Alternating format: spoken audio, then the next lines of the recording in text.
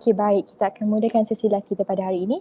Assalamualaikum warahmatullahi wabarakatuh. Salam sejahtera dan salam Malaysia Madani kepada semua penonton setia Facebook Pergigian Pahang. Terima kasih kepada penonton-penonton yang telah hadir dan join di comment section kita. Saya Dr. Nur Syafiah Aina akan menemani anda pada hari ini. Apa khabar semua penonton sekalian, khususnya yang berada di Kuantan, di Jerantut dan di seluruh Pahang. Sebelum terlambat, saya ingin mengucapkan selamat Hari Raya kepada semua. Sebelum kita pergi dengan lebih lanjut lagi, jom kita sama-sama like, share dan tag rakan-rakan anda supaya lebih ramai dapat join FB Live kita pada petang ini. Okay? Selari dengan kempen dan slogan kita, Moh Senyum, Amalkan Yang Betul, Ingat Hari Jadi, Ingat Dr. Gigi dan juga umur 60 tahun sekurang-kurangnya 20 batang gigi. Jom kita kupas dengan lebih lanjut lagi tentang satu topik yang sangat menarik dan dekat dengan kehidupan kita, iaitu penyakit gusi, ancaman senyap di sebalik senyuman.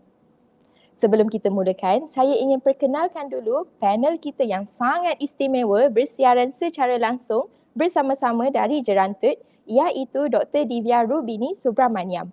Sedikit latar belakang pendidikan, beliau merupakan graduan Bachelor of Dental Surgery di International Medical University IMU pada tahun 2009 hingga 2014, membership of Faculty of Dental Surgery, Royal College of Surgeons of Edinburgh in 2019, a Master of Oral Science, University Malaya pada tahun 2021 dan a Doctor in Periodontology, University Malaya in 2025.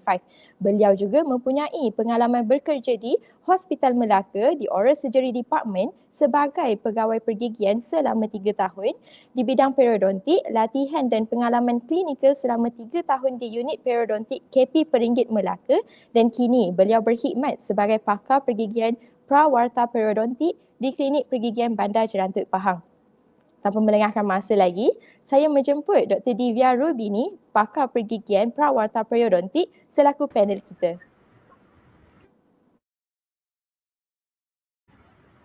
Terima kasih Dr. Syafiah. Salam sejahtera, salam Malaysia Madani dan saya harap semua anda semua berada dalam keadaan yang sihat ya. Saya Dr. Divya Rubini. Terima kasih kerana telah menjemput saya sebagai panel penceramah pada hari ini dan saya amat berbesar hati dan tidak sabar untuk berkongsi sedikit sebanyak topik ini. Okey, selamat datang Doktor ke FB Live kita dan terima kasih kerana sudi join FB Live kita pada hari ini. Okey, jadi kita mulakan topik kita. Saya nak minta doktor untuk terangkan sedikitlah pengenalan tentang kesihatan gusi kerana sering kita dengar ramai orang memberi perhatian kepada gigi berlubang tetapi bukan kepada masalah gusi. Jadi bagi pandangan doktor, mengapakah kesihatan gusi ini penting? Okey, jadi kesihatan gusi ni penting kerana gusi dan tulang di sekeliling gigi kita berfungsi sebagai struktur sokongan utama yang memastikan gigi kekal kuat dan stabil dalam mulut. Dalam istilah perubatan, struktur ini dikenali sebagai periodontium, di mana peri bermaksud sekeliling dan odonto bermaksud gigi. Dan jadi kalau kita tengok gambar ni, gigi sebenarnya tidak berdiri sendiri, ia disokong oleh beberapa struktur penting iaitu gusi, periodontal ligament dan tulang alveolar. Jadi kalau kita hanya menjaga gigi tanpa menjaga gusi, ibarat kita menjaga bahagian atas tetapi abaikan asas atau foundation gigi. Jadi apabila gusi tidak sihat, dia boleh menyebabkan kerosakan pada sokongan gigi dan akhirnya membawa kepada kegoyangan gigi dan kehilangan gigi walaupun gigi itu sendiri tidak berlubang. That's why it's called a silent disease. Okey, untuk penonton sekalian, di sini doktor telah jelaskan gigi kita bukan hanya sekadar gigi yang kita nampak dalam mulut ya. Ianya terdiri daripada beberapa struktur yang sangat penting. Tadi saya dengar doktor ada mention penyakit gusi ni digelar sebagai a silent disease atau kita panggil sebagai penyakit senyap. Kenapa dimaksudkan begitu doktor? Okey, sebelum kita faham apa itu penyakit, sebenarnya kita perlu faham apa itu keadaan sihat dulu ya. Before we go on to disease, we define what is health ya. Gusi yang sihat biasanya berwarna merah jambu walaupun sedikit variasi warna adalah normal mengikut individu ya. Bentuknya pula kemas mengikut lengkungan gigi berbentuk U dan sekeliling gigi dan di antara gigi tanpa bengkak.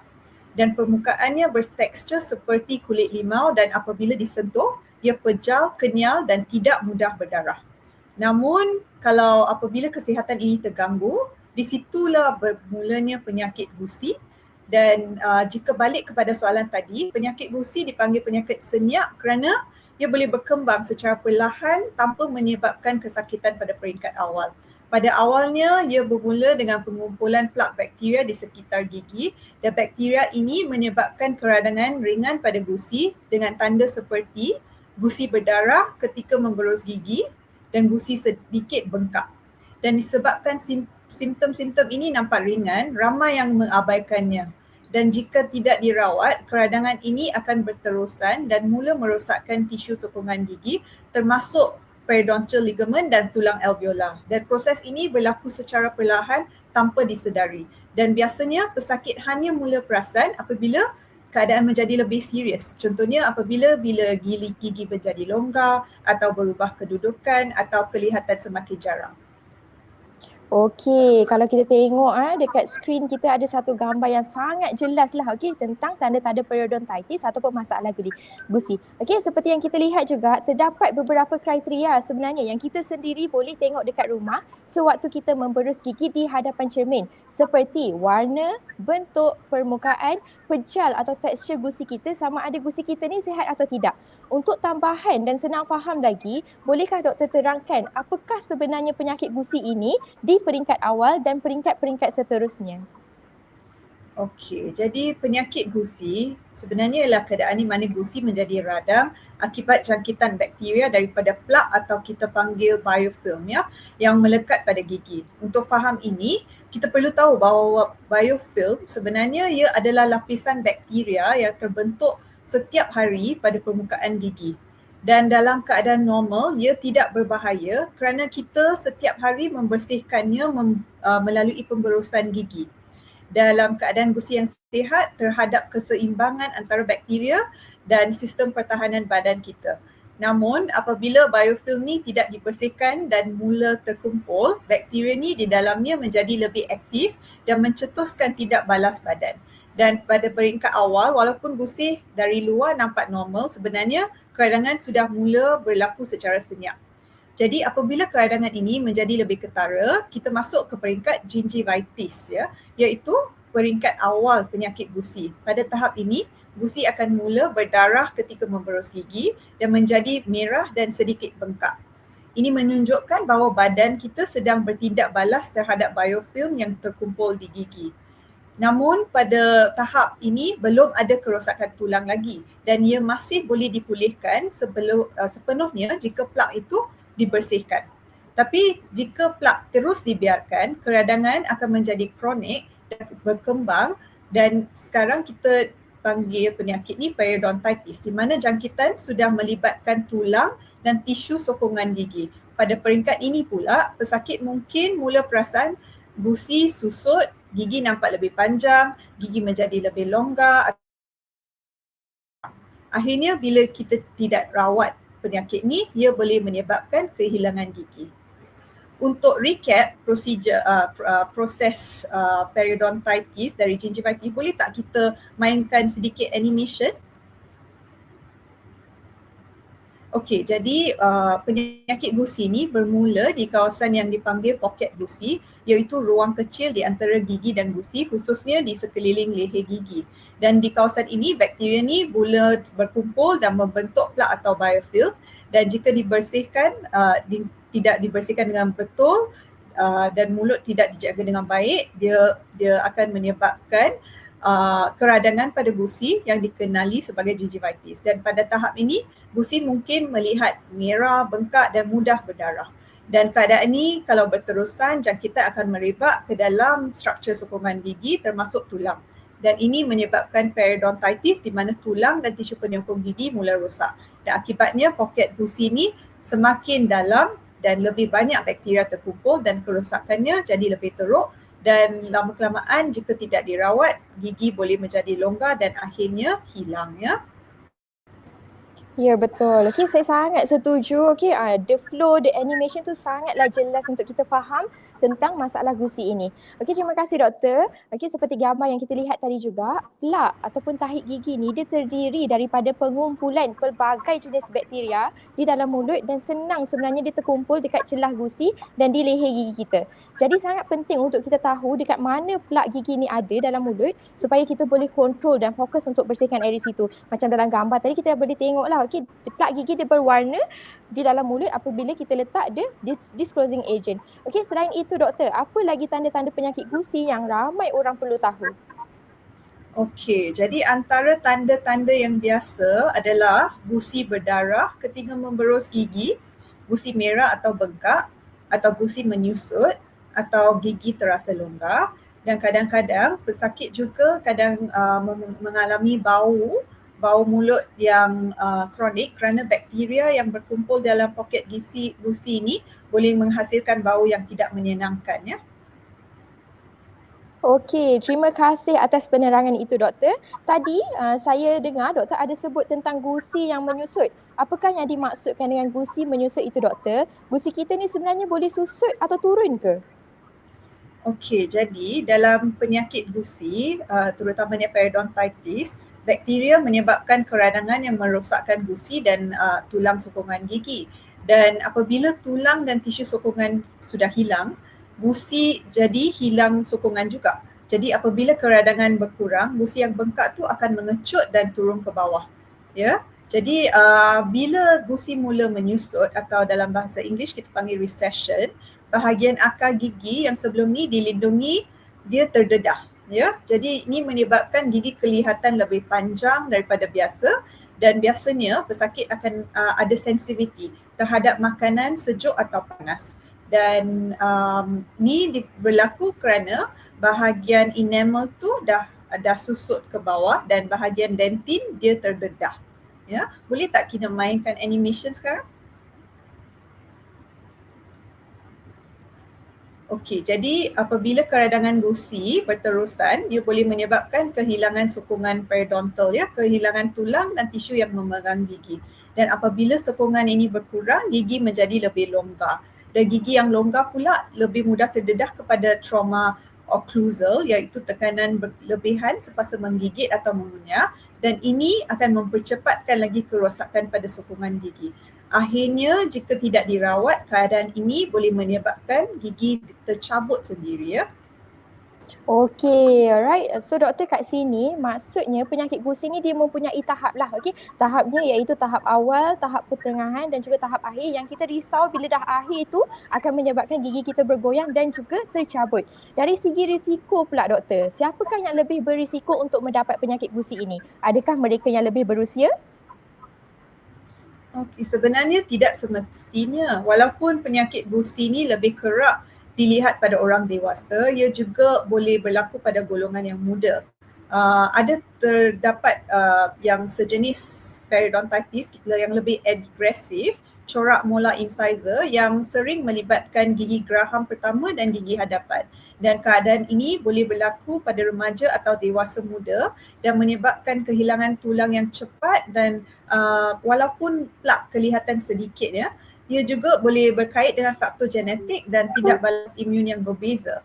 Tapi secara umumnya risiko penyakit gusi ni lebih dipengaruhi oleh faktor seperti kebersihan mulut yang kurang baik, sifat-sifat seperti merokok, penyakit diabetes, penyakit kronik seperti rheumatoid arthritis atau perubahan hormon. Secara ringkasnya, bukan umur sahaja yang menentukan risiko tetapi gabungan faktor kesihatan dan juga gaya hidup pesakit. Betul doktor, saya sangat setuju. Doktor, ramai juga yang tak tahu ni, adakah penyakit gusi sebenarnya boleh menjejaskan kesihatan badan secara keseluruhan? Ya, memang betul kerana memang penyakit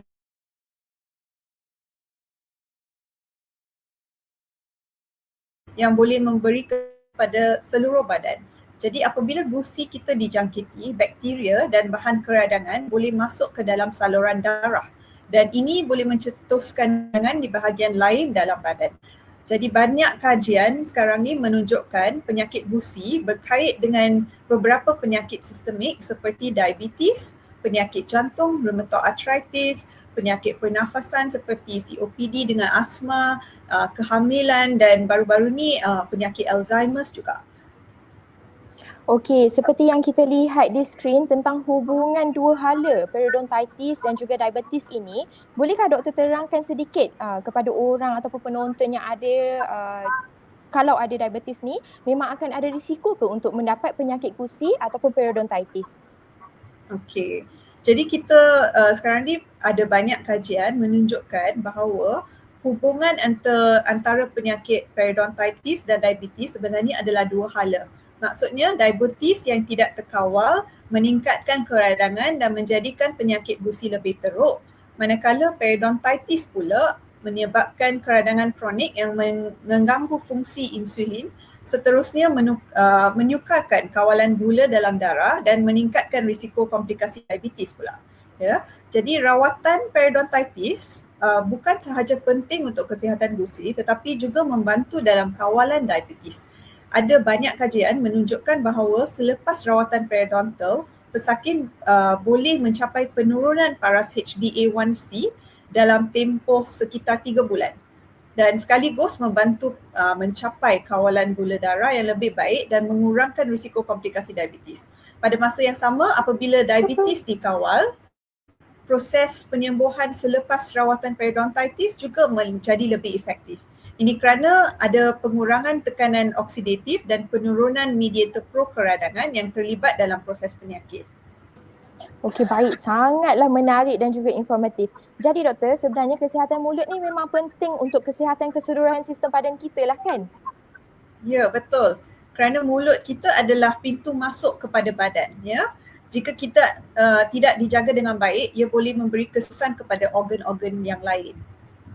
Betul. Okey, saya sangat setuju. Untuk pengetahuan semua juga, jika penonton yang ada berpengalaman pergi ke klinik gigi, antara inisiatif kita juga ialah untuk membuat saringan yang lebih mendalam jika pesakit menghadapi kencing manis, pesakit yang merokok ataupun pesakit yang mempunyai faktor berisiko tinggi supaya kita boleh detect penyakit gusi ini dengan lebih awal. Ya, betul Syafia. Oleh itu, pesakit juga bertanggungjawab untuk declare atau untuk memberitahu doktor di klinik pergigian jika mempunyai masalah seperti kencing manis atau mengambil ubat-ubatan yang lain kerana kesan sampingan atau risiko boleh berlaku di dalam mulut ya. Betul sangat doktor. Okey, selain itu doktor, jika penonton-penonton yang berada di FB Live kita ni datang ke klinik gigi untuk nak lebih tahu tentang masalah gusi mereka, bagaimanakah doktor gigi mengesan penyakit gusi ini? Apakah saringan ataupun screening yang akan dilakukan selain daripada tanda-tanda awal yang kita dah dengar tadi dan yang pasien dah tahu tadi? Okey, biasanya di klinik pergigian, penyakit gusi boleh dikesan melalui pemeriksaan yang dipanggil Basic Periodontal Examination. Okey, semasa pemeriksaan ini, Dr. Gigi menggunakan alat kecil yang dipanggil periodontal probe untuk memeriksa keadaan gusi di sekeliling gigi. Dan proses ini mungkin menyebabkan sedikit ketidakselesaan atau rasa ngilu tapi jika gusi beradang tapi ia hanya sementara. Pemeriksaan ini membantu Dr. Gigi mengenal pasti perdarahan gusi, pengumpulan karang gigi, kedalaman poket gusi dan tanda-tanda awal kerosakan tisu sokongan gigi. Okey, tadi doktor ada mention tentang kedalaman poket gusi. Adakah gusi kita mempunyai poket doktor? Boleh doktor jelaskan dengan lebih lanjut tak apakah yang dimaksudkan dengan poket gusi ini? Okey, jadi dalam keadaan normal, gusi kita melekat rapat pada gigi ya. Di antara gigi dan gusi terdapat ruang kecil yang dipanggil sulcus gingiva, biasanya sekitar 1 hingga 3 mm. Dan apabila penyakit gusi berlaku, keradangan menyebabkan tisu gusi itu mula terpisah daripada gigi dan ruang tersebut menjadi lebih dalam. Ruang yang semakin dalam ini dipanggil poket periodontal. Dan poket ini menjadi tempat bakteria berkumpul dan sukar dibersihkan dengan berus gigi biasa. Okey, seperti kita lihat di skrin sekarang, okey, gambar ini jelas menunjukkan antara gusi yang sihat dan juga gusi yang tidak sihat. Okey, saya recap sikit apa yang Dr. Rubini explain tadi. Okey, kalau gusi yang tidak sihat, kedalaman poket akan semakin meningkat. Okey doktor, setelah kita mendengar simptom, cara-cara mengesan tanda-tanda awal penyakit gusi, risiko penyakit gusi, bagaimanakah penyakit gusi ini boleh dirawat di klinik pergigian doktor? Okey, jadi rawatan penyakit gusi ni bergantung kepada tahap penyakit. Jadi pada peringkat awal, rawatan biasanya melibatkan pembersihan profesional oleh doktor gigi termasuk pembuangan plak dan karang gigi melalui prosedur scaling. Dan jika penyakit ini jadi lebih teruk, rawatan lanjut seperti rawatan periodontal, pencucian periodontal mendalam dan pembedahan gusi mungkin diperlukan. Okey, so kepada penonton-penonton sekalian, jika anda mengalami tanda-tanda awal, tak kisahlah di tahap awal ke, di tahap akhir ke, jangan lupa datang ke klinik pergigian, sebab kita ada rawatan yang boleh membantu anda semua. Sekarang kita pergi ke hot topic. Hot topic lah kita cakap, Sering yang kita dengar dan lihat di media sosial, ramai orang sebenarnya dia takut melakukan scaling sebab dia fikir dia boleh, scaling ni boleh merosakkan gigi. Ada juga yang cakap scaling ni dia boleh menjarakkan gigi, dia boleh menyebabkan gigi haus dan nipis. Betul ke pemahaman ni doktor? Okey, sebenarnya ni adalah salah faham yang sangat biasa. Plak atau biofilm sebenarnya boleh dibuang dengan memberus gigi setiap hari. Namun jika plak ini tidak dibersihkan, ia akan mengeras dan menjadi karang gigi atau kita panggil calculus yang melekat kuat pada permukaan gigi. Karang gigi ni pula tidak boleh dibuang dengan berus gigi biasa dan memerlukan rawatan scaling oleh doktor gigi untuk membersihkannya. Jadi kalau kita biarkan karang gigi tu tidak dibuang, bakteria boleh menyebabkan keradangan gusi dan merosakkan tulang yang menyokong gigi lah. Okey, tambahan lagi lah sedikit doktor. Kenapa ada orang dia rasa gigi dia longgar, lepas tu bergoyang lepas buat scaling ataupun cuci gigi ni doktor? Okey, biasanya kes-kes macam ni sebelum scaling, karang gigi yang tebal mungkin menyokong atau menutup keadaan sebenar gigi ya. Jadi apabila karang gigi tu dibuang, barulah kita dapat melihat keadaan sebenar. Jadi kalau sebenarnya tulang sudah rosak akibat penyakit gusi, gigi mungkin terasa lebih longgar. Jadi masalah sebenarnya adalah penyakit gusi, bukan scaling sebenarnya. Okey, sangat jelas doktor telah terangkan scaling sebenarnya bukan punca kepada gigi haus, gigi nipis dan gigi boleh bergoyang lah. Sebenarnya pesakit mempunyai masalah gusi. Kita harus memberi pemahaman lah dan konsep yang betul tentang skeptical ataupun mitos tentang cuci gigi ataupun scaling ini. Seterusnya, saya percaya ramai juga yang tertanya-tanya jika gigi mereka sudah jarang ataupun bergerak akibat penyakit gusi ini, bolehkah pesakit ataupun ia diperbetulkan dengan braces? Okey, rawatan braces atau rawatan ortodontik boleh membantu memperbaiki kedudukan gigi, tapi dalam keadaan penyakit gusi mesti dirawat dulu dan dikawal terlebih dahulu ya. Jadi jika braces dilakukan ketika penyakit gusi masih aktif, ia boleh mempercepatkan kehilangan tulang dan menyebabkan gigi menjadi lebih longgar. Dan braces ini mempunyai tekanan atau force yang menggerakkan gigi. Oleh itu, jika pesakit mempunyai masalah gusi, dia haruslah dirawat terlebih dahulu sebelum memakai braces ya. Okey, so jelaslah kepada penonton semua, kalau kita nak pakai braces, kena make sure keadaan gusi kita dalam keadaan yang sihat dan telah dirawat terlebih dahulu. Jadi doktor, bolehkah penyakit gusi ini dicegah? Macam mana kita nak elakkan diri kita ni daripada mendapat penyakit gusi ini? Seperti yang kita tahu sebenarnya mencegah itu lebih baik daripada merawat. Okey, sebenarnya kebanyakan kes-kes penyakit gusi ni boleh dicegah dengan penjagaan mulut yang baiklah. Okay, in general kita sepatutnya memberus gigi sekurang-kurangnya 2 kali sehari menggunakan floss atau alat pembersih gigi antara gigi ya. Dan tabiat-tabiat kalau merokok, kita perlu tidak merokok dan berhenti merokok. Dan kita perlu menjalani pemeriksaan gigi secara berkala. Okey, yang untuk teknik penjagaan yang betul ya.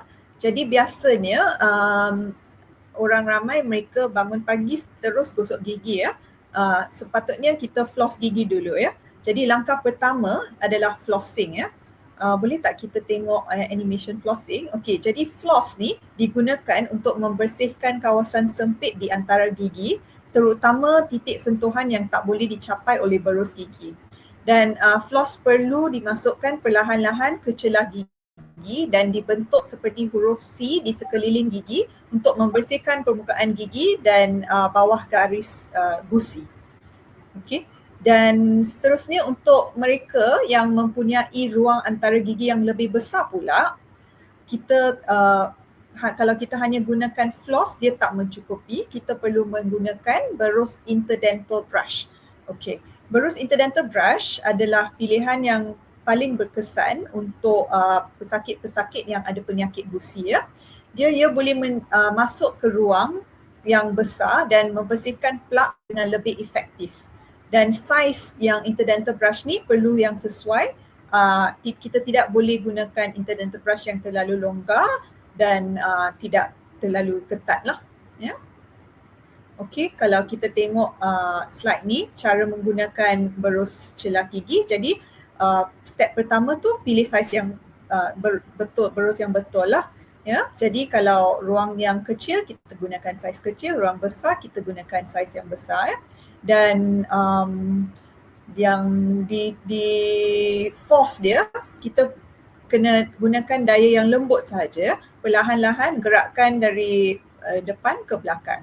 Dan apabila berus interdental brush ni sudah bengkok, maksudnya dia dah rosak, okay, the bristles tu dia dah flare, kita memang kena buangkan dia. Okay, animation ni dia menunjukkan cara nak gunakan floss, interdental brush, sorry. So as it shows, use light pressure and bila kita masukkan, kita masuk dari depan ke belakang dan kita gunakan daya yang lembut saja. Okay, dan setiap kali kita selepas gunakan interdental brush, kita bersihkan dengan air. Dan interdental brush ni sangat penting juga untuk pesakit yang memakai braces lah. Ya. Okey. Dan last kali kita perlu memberus gigi lah. Memberus gigi sekurang-kurangnya 2 kali sehari, terutamanya sebelum tidur pada waktu malam. Jadi pada waktu malam ni penghasilan air liur kita berkurang, jadi bakteria lebih mudah membiak ya. Jadi kita perlu gunakan teknik yang betul, contohnya dalam video ni teknik modified bus ya, dengan memegang berus pada sudut 45 darjah ke arah gusi dan membuat gerakan kecil untuk membersihkan sepanjang garis gusi. Dan luangkan sekurang-kurangnya 2 minit ya untuk berus gigi dan pastikan semua permukaan gigi dibersihkan. Okey, selain berus gigi, penggunaan ubat gigi berfluorida sangat penting juga, dan kita selain tu cuba kurangkan pengambilan gula. Dan selain itu, kalau pemeriksaan berkala dengan doktor gigi kita tetapkan setiap 6 bulan, dia boleh membantu untuk pencegahan penyakit gusi lah. Okey, sangat jelas dan informatif ya. Okey, saya harap kalau penonton-penonton yang ada dekat sini dan follow step by step apa yang Dr. Rubini telah terangkan ini, ianya dapat mencegahkan kita daripada menghadapi ataupun dapat penyakit gusi ini. Okey, saya recapkan sikitlah. Okey, simpulkan sedikit untuk penonton-penonton sekalian flow ataupun cara kita menjaga gigi kita di rumah seperti yang telah di-explainkan. Okey, so pertama waktu lepas bangun tidur tu kita boleh guna floss ataupun guna interdental brush mengikut saiz yang sesuai, at least sekali sehari ataupun once a day lah, untuk buang semua sisa di celah gigi. Lebih baik setiap kali sebelum kita memberus gigi kita at least floss dahulu.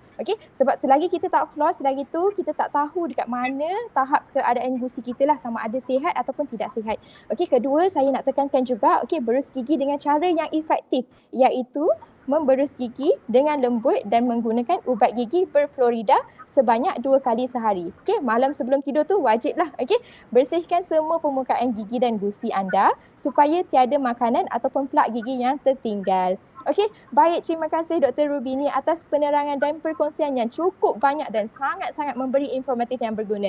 Saya harap penonton yang ada ni, yang dengar ni dapat mengambil tahu betapa seriusnya penyakit gusi ini boleh terjadi jika tidak dirawat atau dikesan dengan awal. Kita harap juga penonton mempunyai kesedaran bahawa penyakit gigi ini bukanlah hanya kepada gigi berlubang sahaja. Okey, sekiranya kita dapat tackle ataupun kenali daripada awal, doktor gigi boleh bantu dan elakkan masalah gusi yang lebih serius. Okey, kita dah nak hampiri dah penamat untuk sesi live kita pada hari ini. Okey, semoga semua boleh stay lagi sampai ke hujung sebab kita akan share link kehadiran di hujung sesi ini. Sebelum itu, jom Dr. Rubini, mari kita lihat ada tak komen daripada penonton-penonton jika ada yang mempunyai soalan.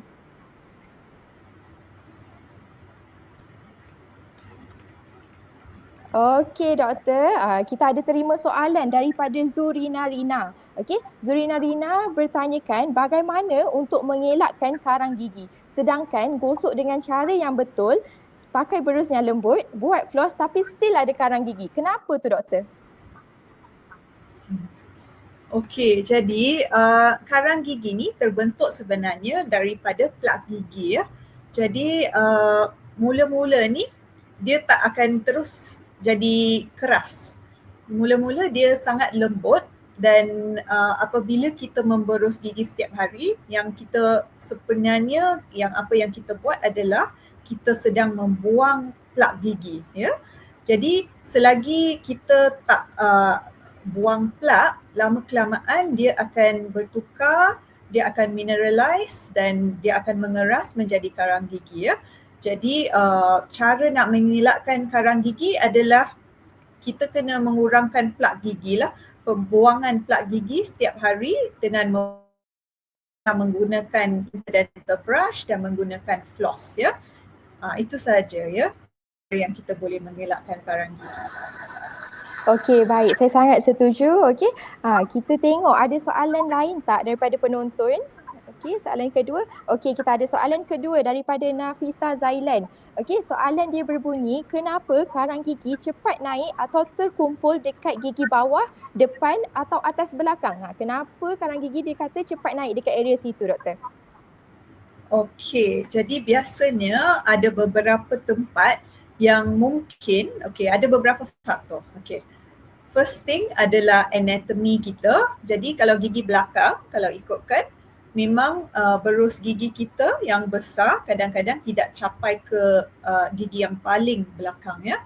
Jadi kalau kita tak dapat berus dengan efektif, memang plak yang terbentuk tidak diberus dan dia akan bertukar menjadi karang gigi. Okey, selain itu gigi bawah pula yang gigi anterior, biasanya lingual, kita panggil lingual, maksudnya gigi bawah permukaan dalam.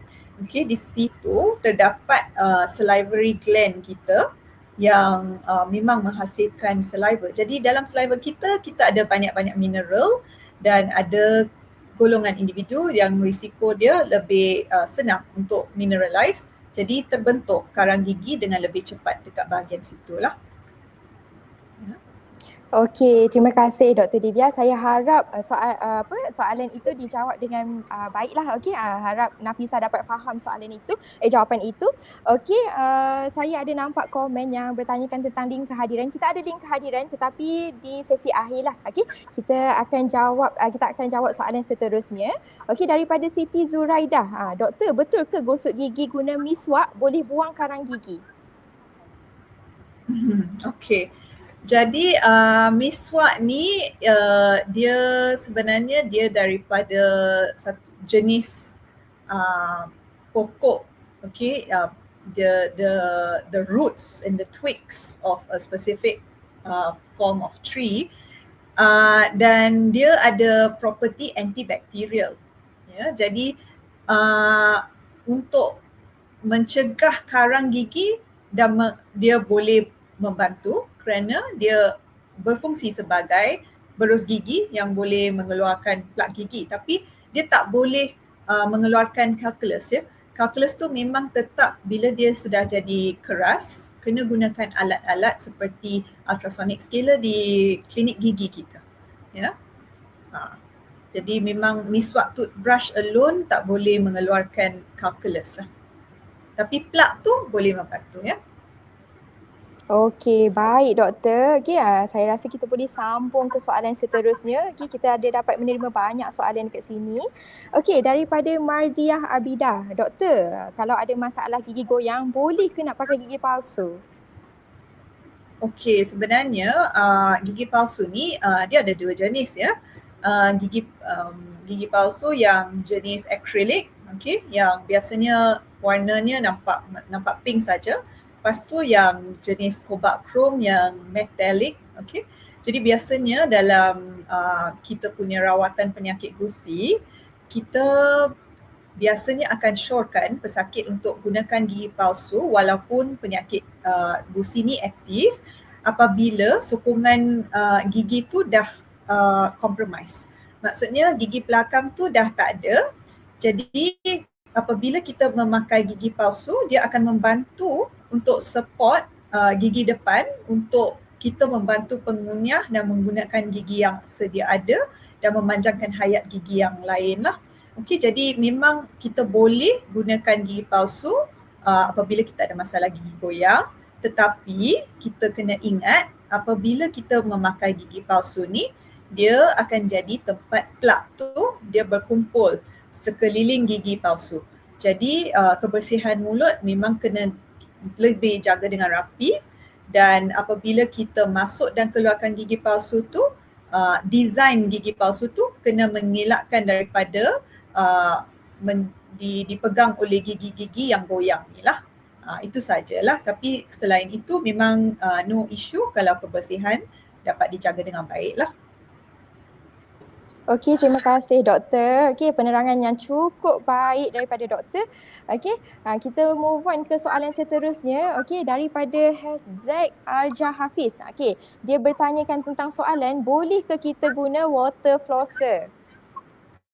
Okey, jadi yang ini water floss ni dia menggunakan prinsip tekanan air, pancutan tekanan air untuk mengeluarkan makanan-makanan, sisa makanan dan plak atau biofilm di celah-celah gigi lah.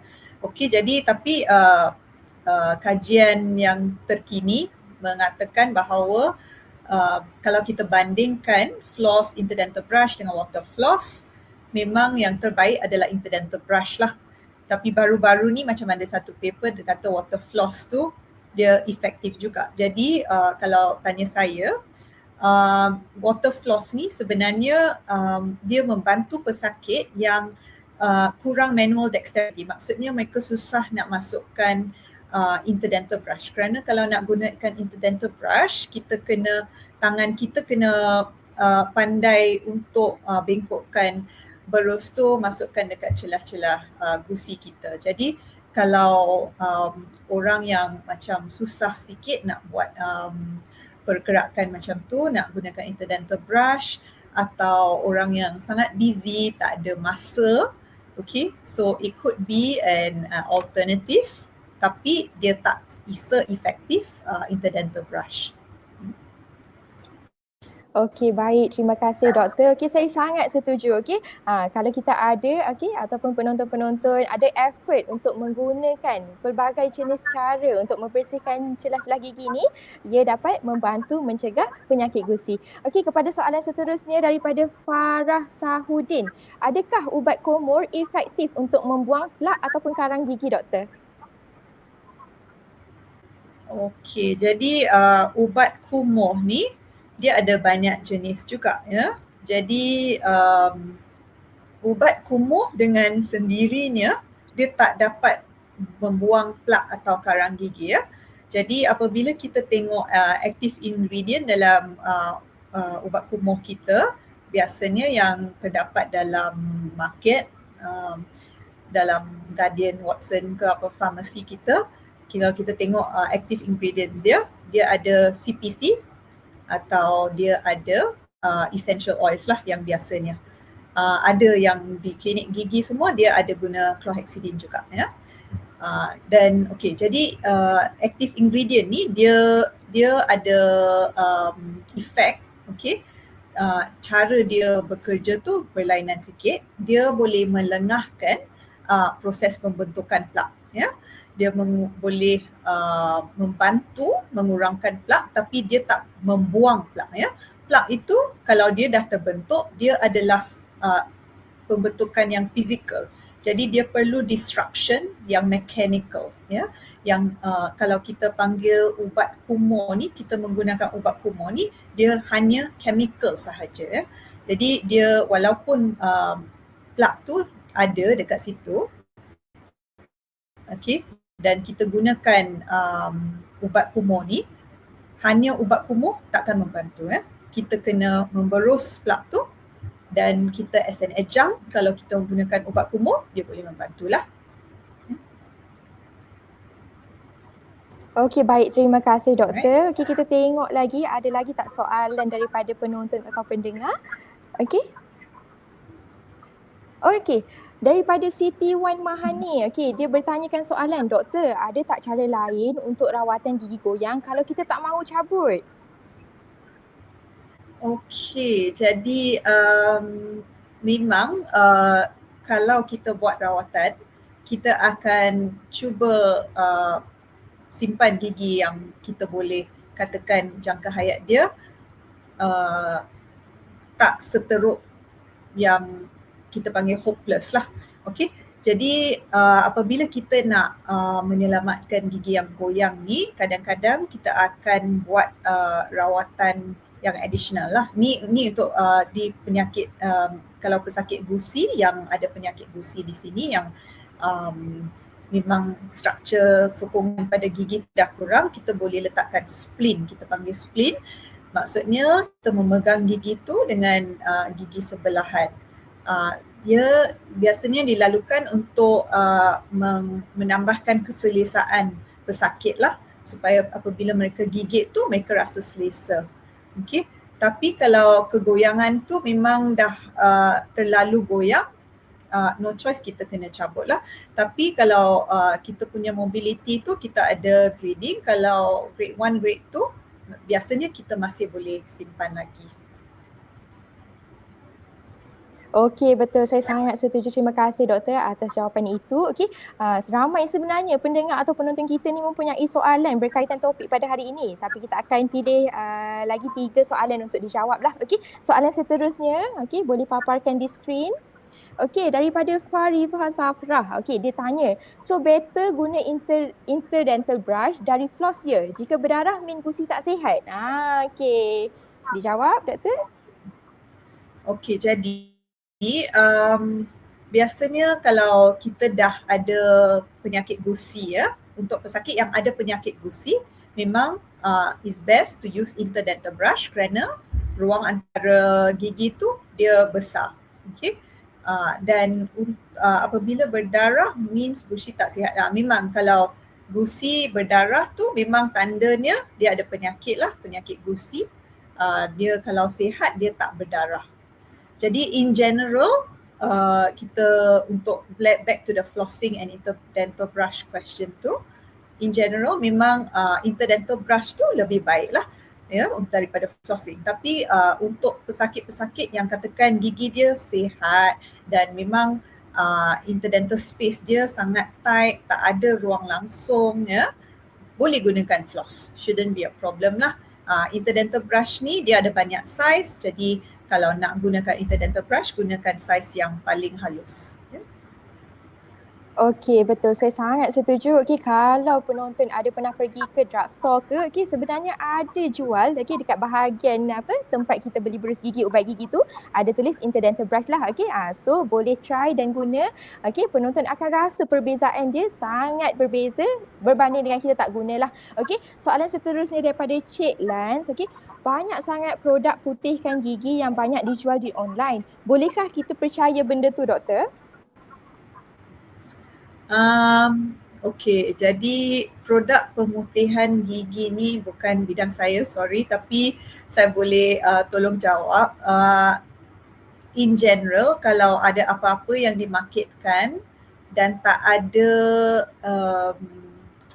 dia tak di-approve, okey, daripada kita punya badan perubatan dan pergigian, jadi cuba jangan gunakanlah. Ya, ada apa-apa yang biasanya dalam mainstream market, dalam kedai-kedai tu biasanya dia memang sudah diluluskan. Kalau beli online ni kadang-kadang ada banyak benda yang memang dia terlepas daripada proses nak vet sama ada bahan ni selamat digunakan ke tak lah. Jadi kena berhati-hatilah kalau beli online ya. Okey, baik. Terima kasih doktor. Okey, sebelum kita move on ke soalan yang terakhir, okey, tim kita telah letak link kehadiran okey, kepada penonton yang masih ada, yang masih setia mendengar, boleh isilah link kehadiran pada hari ini. Okey, kita akan sambung kepada soalan terakhir pada hari ini daripada Hazwani Husna, berkenaan dengan ubat komo doktor, adakah digalakkan untuk digunakan setiap hari atau hanya sekadar untuk beberapa hari atau minggu dalam sebulan? What is the best kekerapan kita boleh gunakan ubat kumur itu? Okey, jadi berkenaan ubat kumur sebenarnya as I said before, dia sebenarnya dia adjunct ya. Adjunct maksudnya dia penambahan daripada step-step yang kita patut buat setiap hari. Maksudnya yang mestinya yang kita buat adalah interdental cleaning gunakan floss dengan interdental brush dan pemburusan dengan gunakan berus gigi. Okey, yang ubat kumuh ni dia adjunct, maksudnya kalau tak buat dia okey je. Okey. Untuk pesakit-pesakit yang tertentu dengan maksudnya golongan yang medically compromised atau dalam pesakit-pesakit yang di hospital yang tak boleh memberus gigi, untuk pesakit tu memang mereka akan sarankan penggunaan ubat kumuh setiap hari lah. Okey, dan tapi untuk pesakit yang sihat yang boleh melakukan pembersihan gigi setiap hari, sebenarnya dia tak ada apa-apa general guidance untuk menggunakan mouthwash lah. Tapi kita ada mouthwash yang ada efek dia ada staining ya. Jadi kalau kita guna lama-lama tu dia boleh menyebabkan staining. Jadi biasanya kita tak melebihi 2 kali sehari lah ya. Itu sajalah. Okey, baik. Terima kasih kepada Dr. Divya Rubini. Okey, saya harap itu sahaja. Okey, saya berharap sesi kita pada hari ini dapat memberi ilmu pengetahuan kepada semua dan kita dapat bersama-sama menjaga kesihatan gusi dan juga mulut kita. Okey, di sebalik senyuman yang menarik, haruslah kita mempunyai gusi dan gigi yang sihat. Kerana selari dengan slogan kita, moh senyum, amalkan yang betul. Ingat hari jadi, ingat doktor gigi. Umur 60 tahun, 20 batang gigi sekurang-kurangnya. Dan jangan lupa untuk like, komen dan share Facebook Live ini. Teruskan mengikuti info kesihatan pergigian dan pastikan follow Facebook kami di Pergigian Pahang. Terima kasih lagi sekali saya ucapkan kepada Dr. Rubini kerana sudi meluangkan masa bersama kami dan syabas juga kepada semua penonton yang dapat bersama dengan kita sehingga sesi akhir. Okey, terima kasih kepada semua penonton. Harap apa yang dikongsi pada hari ini memberi manfaat kepada semua ya. Okey, baik. Terima kasih doktor. Okey, dengan itu saya Dr. Syafiah, moderator anda, mohon maaf kalau saya ada tersalah bahasa, tersilap bicara sepanjang sesi ini berlangsung. Sebelum saya akhiri sesi pada petang ini, bagi yang berminat untuk mendapatkan sijil, jangan lupa untuk isi link kehadiran hari ini di link comment section yang telah dipinkan di comment section kita lah. Okey, itu sahajalah daripada saya. Assalamualaikum warahmatullahi wabarakatuh. Sekian, terima kasih.